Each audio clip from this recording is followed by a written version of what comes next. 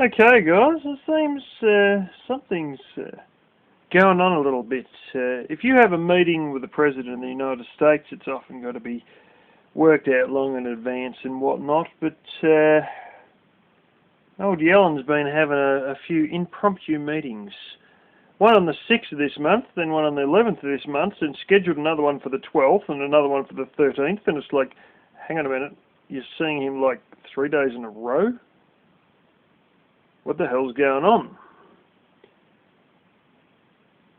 They reckon something's amiss.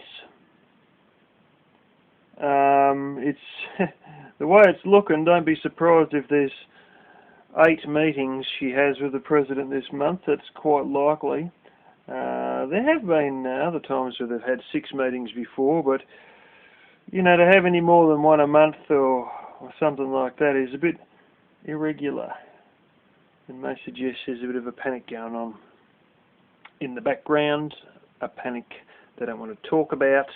Their results and the reporting of this meeting, according to the official White House website, is just a little one-paragraph, blah-de-blah-de-blah thing. You know, we're talking about interest rates and the labour market and the economy and blah, blah, blah, blah, blah.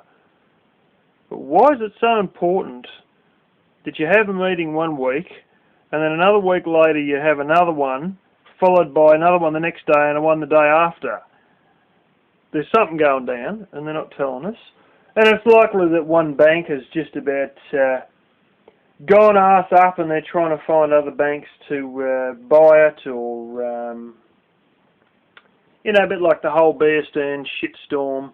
You know, it's all sort of, and all these other ones, you know, it was the same with long-term capital management back in '98, where there's a big kerfuffle going on, but you don't find out about it until after it's been fixed.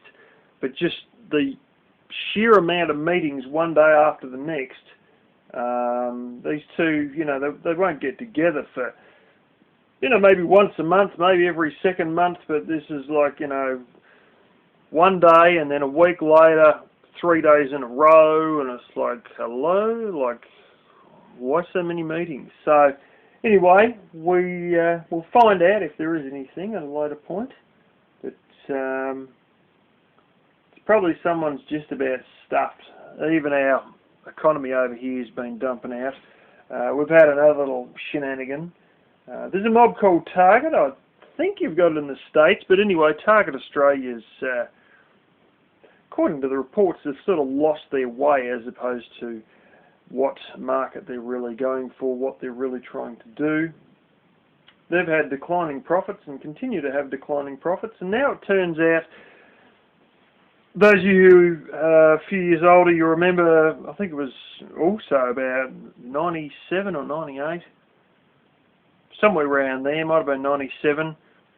James, I think it is, or John, I think it's James Dunlap, D-U-N-L-A-P, and the Sunbeam scandal, where they sacked a whole, you know, they were really just barely going along, and this turnaround specialist called James Dunlap come in, and all of a sudden, they sacked a whole bunch, like they sacked thousands of people in Sunbeam's factories, and then all of a sudden they turned a corner, and the next year it just went through the roof, but it was just like the company was going so good it just could not add up. Like it was just, you can't turn around a company that good that fast, and they found out it was a massive accounting scandal behind the scenes. Well, they've caught Target Australia doing a pretty similar sort of stunt, and that's all come out the last week or so. So there's hell to pay over that, and the CEO's resigned and blah, blah, blah, blah. But anyway, they're part of a massive conglomerate that pretty much controls 3/4 of the bloody retail in this country. In terms of Australian owned, that was before, of course, Aldi come here, and Costco has a couple of stores here. Not really many though. We don't have Walmart here. But anyway, they'll survive that because they're part of a giant group, but they are having a hell of a leadership shake-up. That's what's been making the news here and in the States as well.